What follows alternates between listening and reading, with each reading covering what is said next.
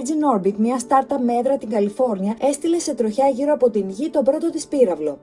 Ένα μετασκευασμένο Boeing 747 μετέφερε τον 21 μέτρων πύραυλο, ο οποίος στη συνέχεια αποσπάστηκε από το αεροσκάφος και εκτοξεύτηκε στο διάστημα την Κυριακή. Το 747 της Virgin Orbit με το παρατσούκλι Cosmic Girl απογειώθηκε από την Καλιφόρνια περίπου στις 10:30 το πρωί, μεταφέροντας τον πύραυλο που ονομάστηκε Launcher One. Το Launcher One προωθήθηκε στο διάστημα με περισσότερο από 17.000 μίλια την ώρα, αρκετά γρήγορα για να αρχίσει να περιστρέφεται γύρω από τη Γη.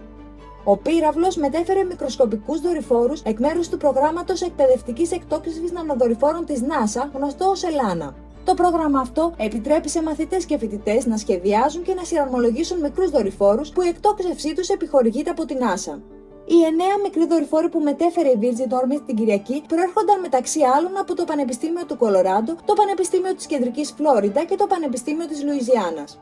Η Virgin Orbit αποτελεί μόλις την τρίτη εταιρεία της ομάδας New Space που κατάφερε να φτάσει σε τροχιά μετά την SpaceX και την Rocket Lab.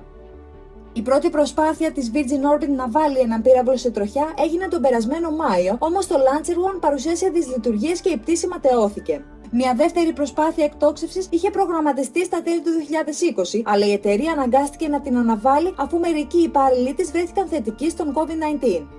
Αξίζει να αναφέρουμε ότι η Virgin Orbit, όπως και άλλες εταιρείες διαστημικής τεχνολογίας στις ΗΠΑ, επιτρέπεται να συνεχίσουν τις δραστηριότητές τους κατά τη διάρκεια της πανδημίας. Η εμπορική δραστηριότητα του τομέα συνδέεται με κρίσιμα προγράμματα εθνικής ασφάλειας των ΗΠΑ και προγράμματα της NASA.